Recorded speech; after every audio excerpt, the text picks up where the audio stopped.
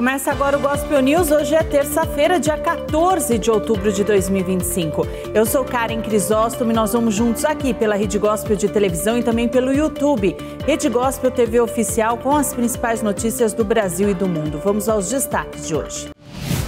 Moraes autoriza a visita médica após Bolsonaro ter piora no quadro de saúde. Lula diz que ainda não definiu o novo ministro do STF, mas Rodrigo Pacheco desponta como favorito pela vaga. Apagão afeta milhões de brasileiros na madrugada, após incêndio no Paraná. Ministro da Venezuela diz que país colocou armas nas mãos do povo.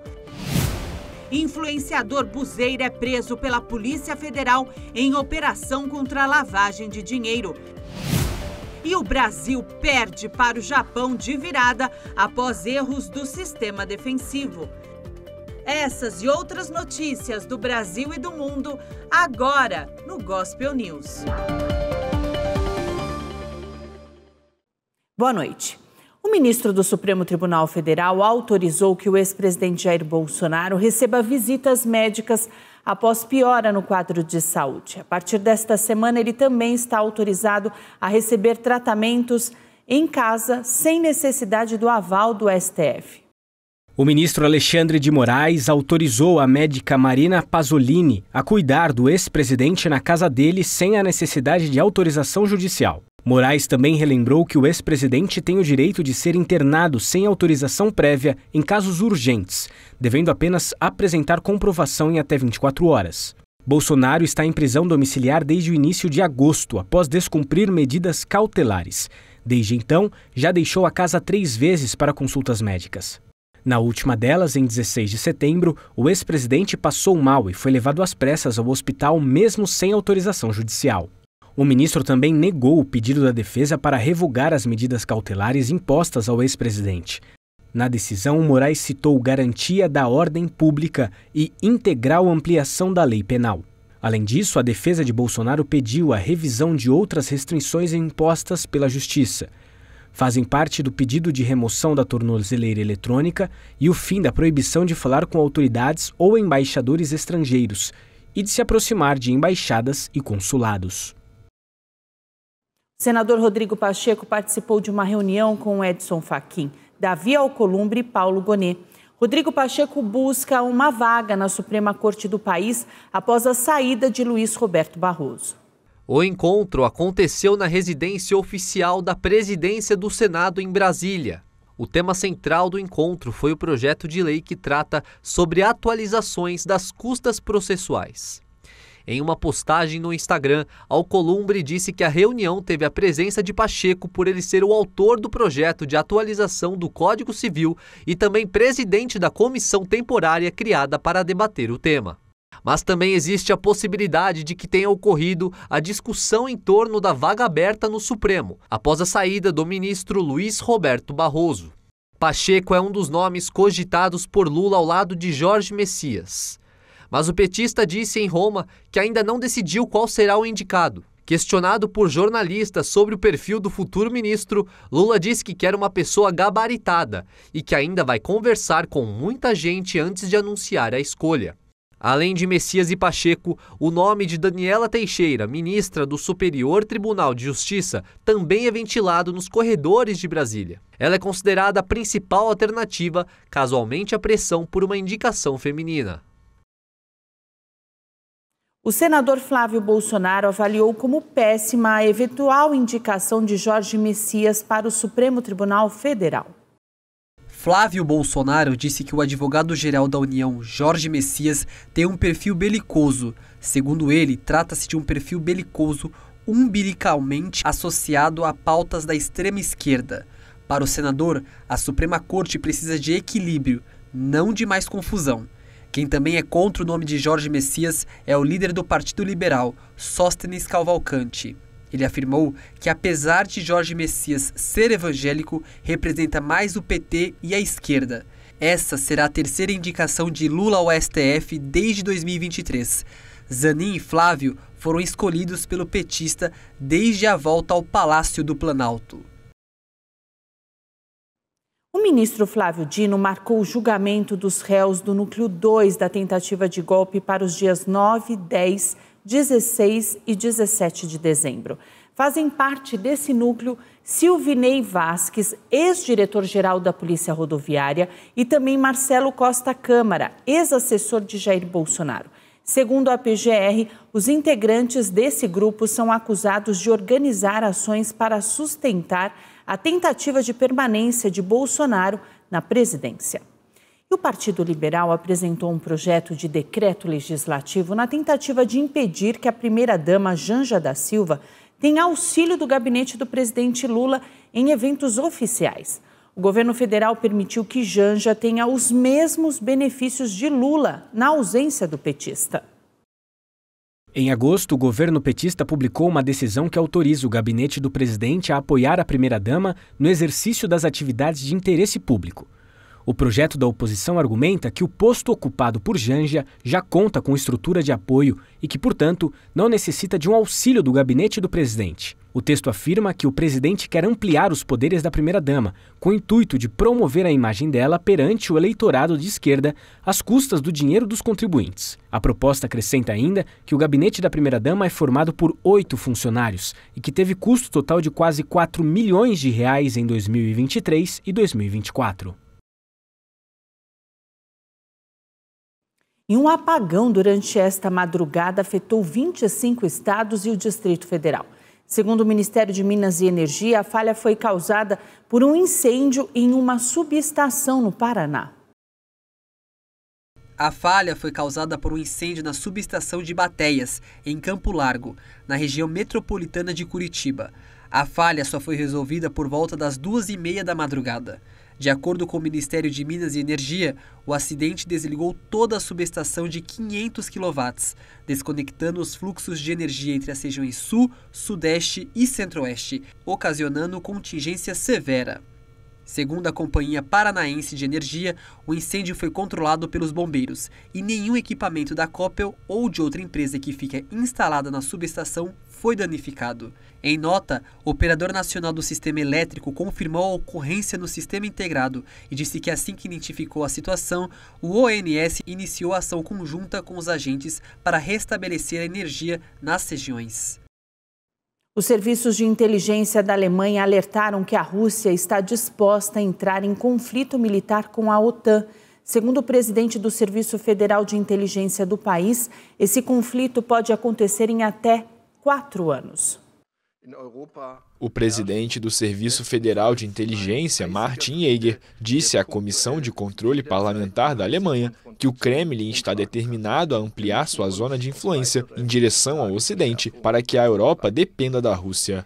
A autoridade alertou que um conflito militar direto com a OTAN era inclusive uma ameaça que poderia ser concretizada antes de 2029. So rechnet man sich in Moskau realistische Chancen aus. Moscou vê, portanto, uma chance realista de expandir sua esfera de influência para o oeste e tornar a Europa, que é economicamente muito superior, dependente da Rússia. Para atingir esse objetivo, a Rússia não hesitará em entrar em um conflito militar direto com a Aliança Atlântica, se necessário.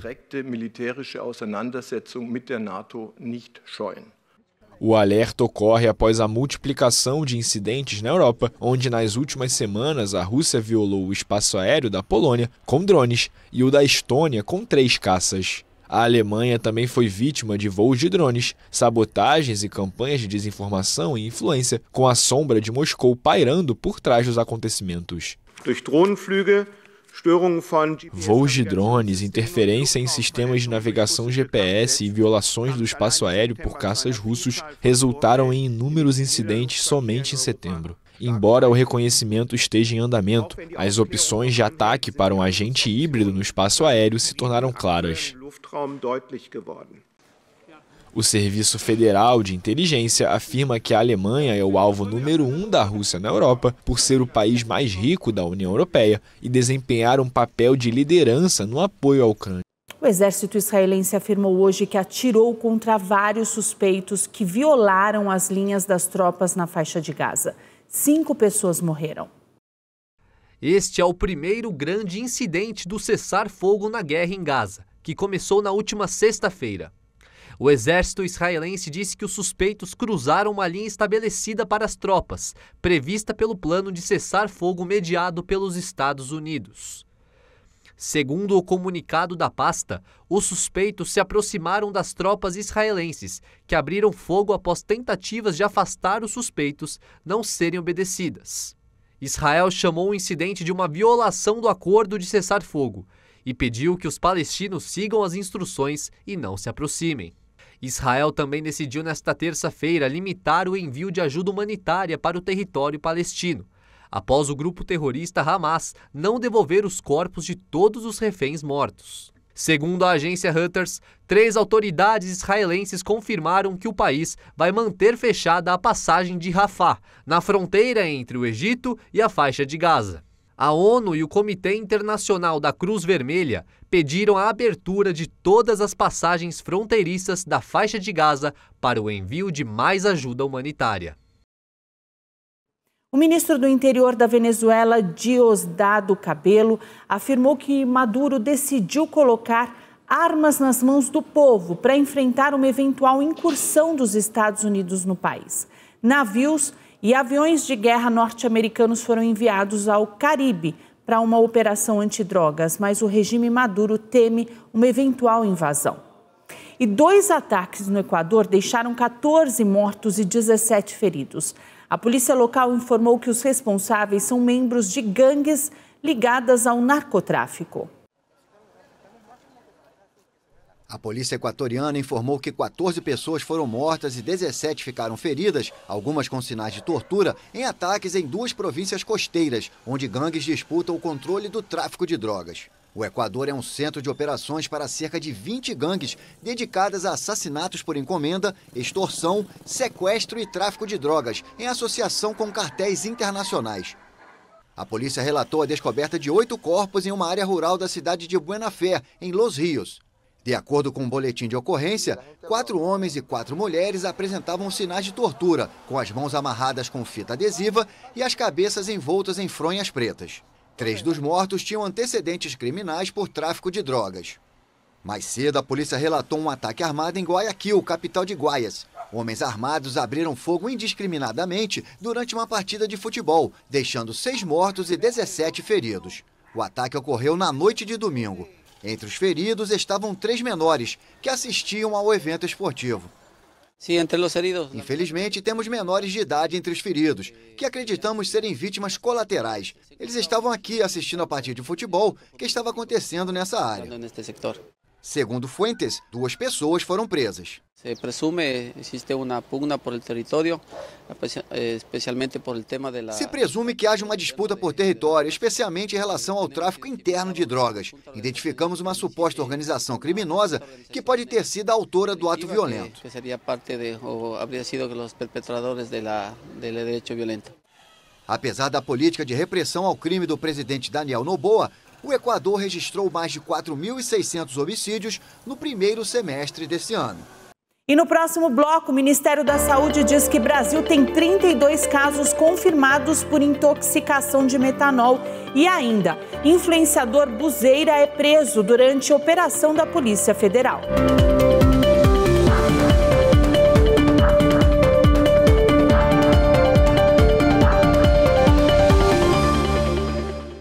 O Ministério da Saúde informou que o país soma 32 confirmações por intoxicação por metanol. 181 investigações estão em andamento. O novo balanço do Ministério da Saúde diz que o Brasil soma 213 notificações. São 32 confirmadas e 182 investigações em andamento. Outras 320 ocorrências foram descartadas. O estado com casos confirmados são São Paulo com 28, Paraná com 3 e Rio Grande do Sul, que soma somente uma confirmação. O Ministério da Saúde e a Associação de Medicina Intensiva Brasileira divulgaram recentemente orientações para os profissionais de saúde sobre como identificar e tratar casos de intoxicação por metanol. Entre as recomendações estão o reconhecimento precoce dos sintomas de intoxicação, administração de etanol como antídoto quanto antes, encaminhamento para UTI em casos graves e envio de notificação às autoridades de saúde. O governo de São Paulo montou uma sala de situação para acompanhar a evolução dos casos e definir estratégias de resposta. Para agilizar os diagnósticos, o Centro de Informação e Assistência Toxicológica da Unicamp vai ampliar a sua capacidade de análises e passa a integrar a rede de laboratórios de referência. A unidade poderá fazer até 190 exames por dia. A Fiocruz também colocará seu laboratório à disposição dos estados. Com isso, o governo espera montar uma estrutura permanente para análise de casos de intoxicação química. A influencer Lidiane Aline e a filha dela, Miana Sofia, foram encontradas mortas dentro do apartamento onde moravam no Rio de Janeiro. A Polícia Civil não encontrou sinais de violência nos corpos e segue investigando o caso. Mãe e filha residiam na praia da Barra da Tijuca. Na sexta-noite, vizinhos chamaram o corpo de bombeiros ao desconfiar de um forte cheiro no 11º andar. Quando as equipes arrombaram a porta, encontraram ambas sem vida. A jovem estava na sala e a mãe num quarto. Lidiane havia se mudado para o Rio há alguns anos, onde trabalhou como modelo e cursava medicina. Já a filha dela estudava em Santa Cecília, mas se mudou para o Rio para viver com a mãe.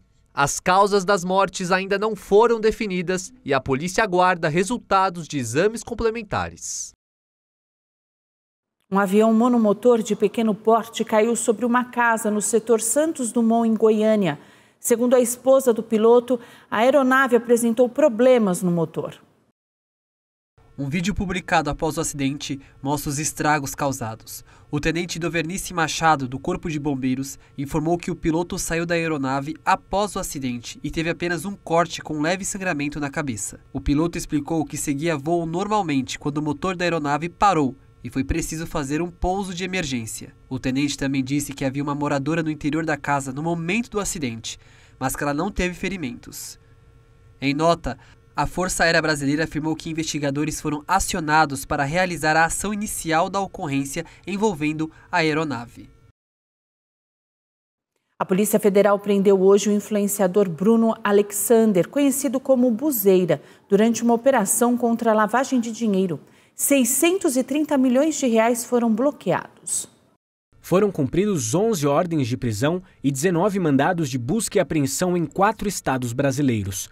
Carros de luxo importados, joias e dinheiro em espécie estão entre os itens apreendidos. A investigação aponta que o dinheiro do esquema pode ter sido direcionado para o setor de apostas eletrônicas, as chamadas bets. Com mais de 15 milhões de seguidores, Buzeira ganhou notoriedade nas redes sociais, promovendo rifas e sorteios de carros, artigos de luxo e ações promocionais. O empresário Rodrigo Morgado, que ficou conhecido após sortear um carro em uma festa da empresa e tomar o veículo da funcionária sorteada, também foi preso. O advogado Felipe Pires de Campos, que faz a defesa de Rodrigo Morgado, informa que ainda não teve acesso à íntegra do processo ou aos elementos que embasam a medida, mas ressalta ainda que Rodrigo Morgado é inocente. A seguir, contagem regressiva para a Conferência Climática da ONU e a vitória do Japão sobre o Brasil.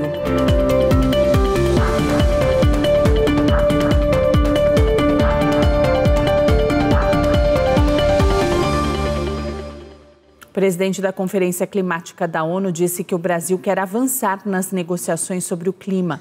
O evento começa no dia 10 de novembro. A COP começa em menos de um mês na cidade de Belém, com o desafio colossal de unir os países para prosseguir com o combate às mudanças climáticas, apesar dos ventos contrários, principalmente devido à retirada dos Estados Unidos. Nesta segunda-feira, o presidente da COP, André Corrêa do Lago, afirmou que o objetivo é assegurar que se possa avançar nas negociações. O presidente da COP ressaltou que o Brasil quer evitar impasses que possam atrasar acordos sobre o clima. O que a gente quer é, antes de mais nada, assegurar que a gente tenha uma COP na qual a gente possa avançar nas negociações, evitar bloqueios de um lado ou do outro que sejam provocados pelo desejo de colocar na agenda coisas que não estão na agenda. Eu acho que deu para sentir um alinhamento grande com o desejo do fortalecimento do multilateralismo. Isso não há a menor dúvida. Corrêa do Lago participou da cerimônia oficial da abertura da pré-COP em Brasília, reunião preparatória para a COP30. Indígenas realizaram um protesto em Brasília em defesa da demarcação de terras. Indígenas realizaram nesta segunda-feira uma marcha na esplanada dos ministérios em Brasília para cobrar do governo federal a conclusão da demarcação de terras indígenas no Brasil antes do início da COP30, a Conferência das Nações Unidas sobre o Clima. O ato foi organizado pela Articulação dos Povos Indígenas do Brasil e começou em frente ao Museu Nacional. Sem demarcação, não há democracia! Nós estamos aqui fazer uma caminhada, fazer um ato, né, a favor da demarcação da terra indígena. Então, por isso que nós estamos aqui reunidos com povos indígenas. Durante o ato, os manifestantes levaram um documento simbólico do tamanho de uma quadra de vôlei e uma caneta de 5 metros para representar a formalização dos territórios indígenas. A manifestação fez parte da pré-COP indígena, que ocorre em paralelo ao evento preparatório para a COP30 e reúne delegações e negociadores do clima em Brasília nesta semana. Obras de Frida Kahlo ganharam espaço em um museu na Cidade do México. O local foi uma iniciativa de sobrinhas da artista para expor o lado íntimo e familiar da pintora. Um novo museu na Cidade do México revela o lado íntimo e a tradição familiar da artista Frida Kahlo, além da dor e da severidade de muitas de suas famosas pinturas.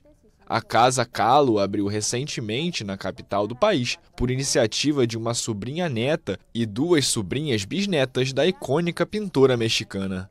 O que esta casa faz e fala é a raiz do sobrenome, é a família Kahlo.